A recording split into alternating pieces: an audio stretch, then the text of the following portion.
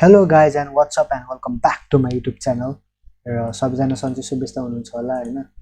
अनि मैले यो फेरि यो भिडियो बनाउनुको कारण चाहिँ के भन्दाखेरि यो टेक्स्ट टु भोइस ट्रान्समिसन गर्ने एउटा कोडिङ तपाईहरुलाई म दिन गइरहेको छु के। So this is the reason why I make this video. So त्यसको बारेमा म कोड यहाँ कोड लेख्छु र एक्जिक्युट गरेर तपाईहरुलाई म देखाउँछु। यो आउने हाम्रो भविष्यमा आउने दिनहरुमा धेरै काम लाग्ने छ हामीलाई। जस्तै मैले अगाडि योभन्दा अगाडि चाहिँ मैले सायद फाइलहरु मर्ज गर्ने को भिडियो फाइलहरुलाई मर्ज गर्ने भिडियो बनाएको थिएँ। मर्जिङ द फाइल र धेरैवटा फाइल मल्टिपल फाइलहरु धेरै 4-5 वटा 10 वटा 20 वटा जतिवटा पनि छ फाइल त्यसलाई मर्ज गरेर एउटैमा राख्यो भने हामीलाई धेरै कन्भिनियन्ट हुन्छ, धेरै हामीलाई इफेक्टिभ हुन्छ हैन। त्यो कामहरु जस्तो भनौं न जो सर्टकट हुन्छ, जस धेरै समय लाग्दैन, टाइम कन्ज्युमिङ हुँदैन धेरै हैन। यस टाइम लेस टाइम एफोर्टमै अब कामहरु हुन्छ। कोडिङ गर्ने भनेको त्यही हो के। जस्तै तपाईले लुपहरु युज गर्नुदाखेरि कामहरु टास्कहरु अब गरिरहने कुराहरुलाई लुपले त्यो कुरालाई अटोमेटिकली आइट्रेट गरिदिन्छ नि त, घुमाइदिन्छ त्यो गर्दिरहन्छ त्यो कामलाई। धेरै कुरा सजिलो हुन्छ प्रोग्रामिङबाट। त्यही भएर प्रोग्रामिङ सिक्नुमा धेरै हामीलाई फाइदा छ के यसमा। तर अब तपाईहरुको इन्ट्रेस्ट छ प्रोग्रामिङ सिक्नु नसिक्नु हैन। So coming back to this topic text to voice transmission हैन। अब म त्यो ढिला नगरिकन अब यो गर्छु हैन। सुरुमा हाम्रो के हुन्छ भने फ्रम मैले यो प्र्याक्टिस गरेको थिएँ मैले, अनि तपाईहरुलाई यो युजफुल हुन्छ भनेर मैले यो भिडियो बनाएको हैन। तपाईहरुलाई देखाउँछु, यो एकदम हाम्रो काम लाग्ने चीज हो पछि गएर। सो त्यही भएर फ्रम win32 कम भनेर हामी यहाँ गर्छौं र जस्ट डट क्लाइन्ट यो चाहिँ हाम्रो मोडुल हो हैन। मोडुललाई यो मोडुलबाट चाहिँ हामीले के गर्छौं भन्दाखेरि इम्पोर्ट गर्छ हाम्रो फंक्सन एउटा डिस्प्याच भन्ने फंक्सन इम्पोर्ट गर्छौं।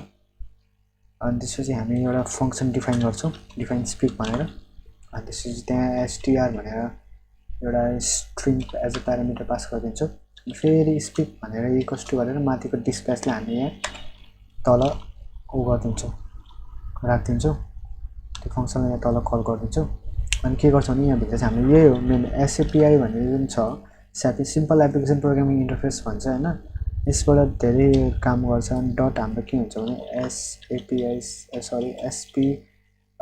भोइस भन्छ। यो भोइस SP भोइसले चाहिँ तपाईको टेक्स्टलाई अडियो अथवा भोइसमा ट्रान्समिसन गराउने काम गर्दिन्छ। यो मेन यसको फंक्सनालिटी, त्यसको फंक्सनालिटी हैन। अनि फेरि हामी यहाँ स्पिक जुन माथिको भेरिएबल छ त्यसलाई फेरि स्पिक डट स्पिक गरेर हामी के गर्छौं भन्दाखेरि str लाई हामी यहाँ तल कल गर्छौं।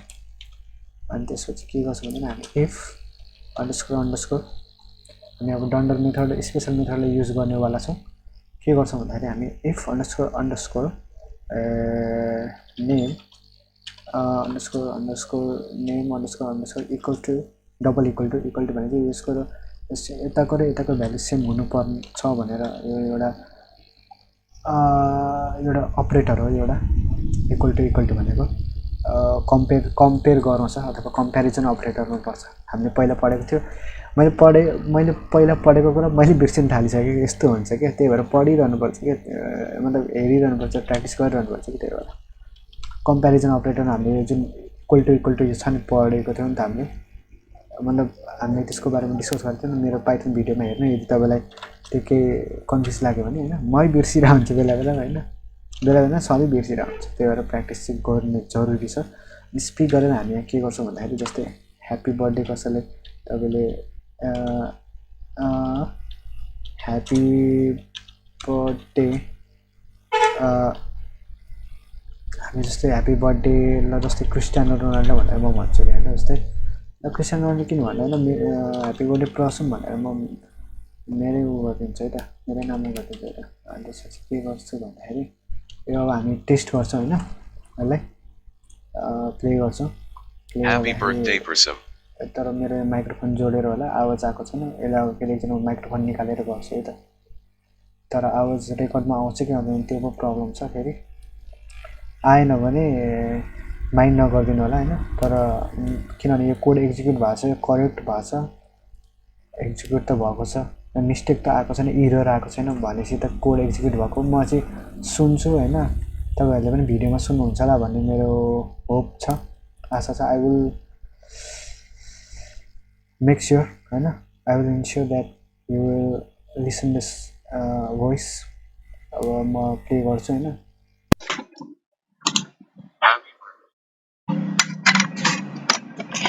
आई डोन्ट नो यु तपाईँहरूले you get it or not होइन। मैले यहाँ ह्याप्पी बर्थडे प्रसुम भनेर चाहिँ मैले माइक्रोफोन निकालेको थिएँ अनि त्यो बाहिर ल्यापटपको त्यो स्पिकरबाट ह्याप्पी बर्थडे प्रसुम भनेर भनेको थियो भन्न चाहिँ। तपाईँहरूले भिडियोमा सुन्नुहुन्छ, मैले भिडियोमा हेर्छु सुनिन्छ कि सुनिँदैन भनेर। अनि त्यसपछि यही हो देखाउन खोजेको मैले भोइसलाई, ए सरी टेक्स्टलाई भोइसमा ट्रान्समिसन गर्ने, जुन यो टेक्स्ट पढिदिन्छ कि टेक्स्ट पढिदिने काम गरिदिन्छ। अनि ह्याप्पी बर्थडे प्रसुम भनेर भनेको थियो। जस्तै मैले अब यहाँ अर्को पारा पनि गर्नु मिल्छ। जस्तै अब तपाईँले धेरैवटा फाइलहरू मतलब त्यहाँ कन्टेन्टहरू लेख्नु भएको छ, त्यहाँदेखि त्यो पढ्नु पऱ्यो, कसैलाई पढाएर सुनाउनु पऱ्यो भने होइन। जस्तै के गर्नु हुन्छ भन्दाखेरि हामीले सायद मोडहरूको बारेमा पढेको छैन होला होइन। त्यो एउटा छ रिड राइट एपेन्ड भन्ने मोडहरू छ कि, त्यो हामी पाइथन जुन त्यो ट्युटोरियल मैले भिडियो बनाएको छु त्यो हामी त्यो टपिकमा नै बिस्तारै पुग्छौँ भन्ने मेरो आशा छ होइन। ओके, ओपन के पो गर्नुपर्ने थियो भन्दाखेरि मलाई पनि अलिकति कन्फ्युज भयो कि यहाँ ओपन त ओपन त्यहाँ फर ओपन त होइन होइन।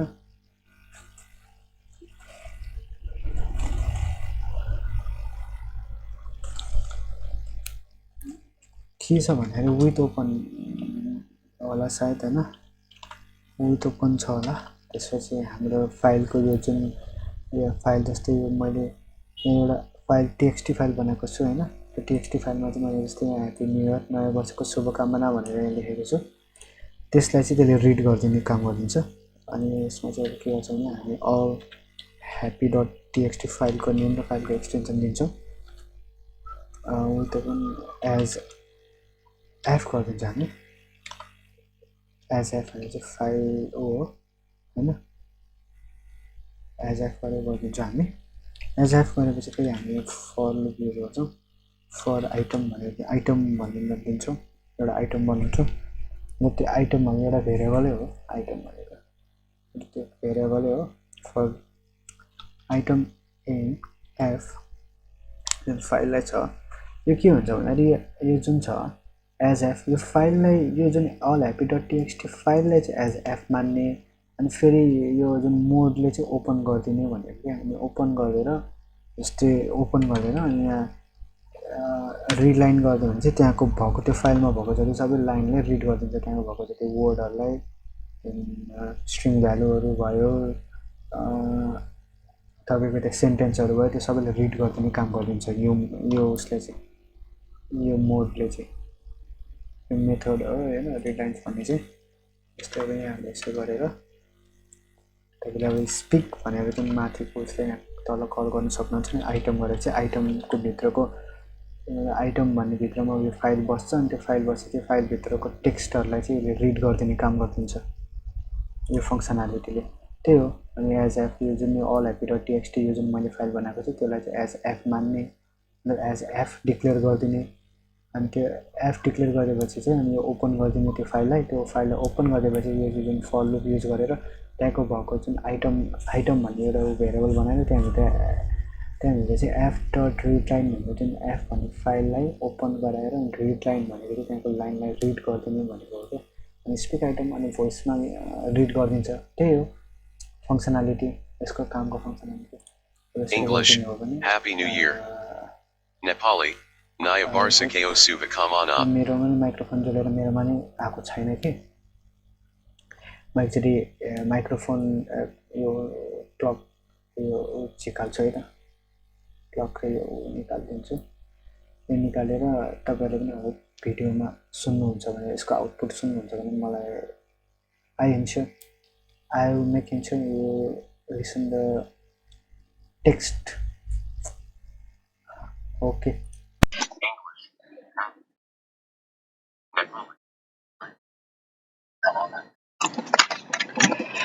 आई होप तपाईँहरूले त्यो यही थियो। आई होप तपाईँहरूले सुन्नुभयो होला होइन।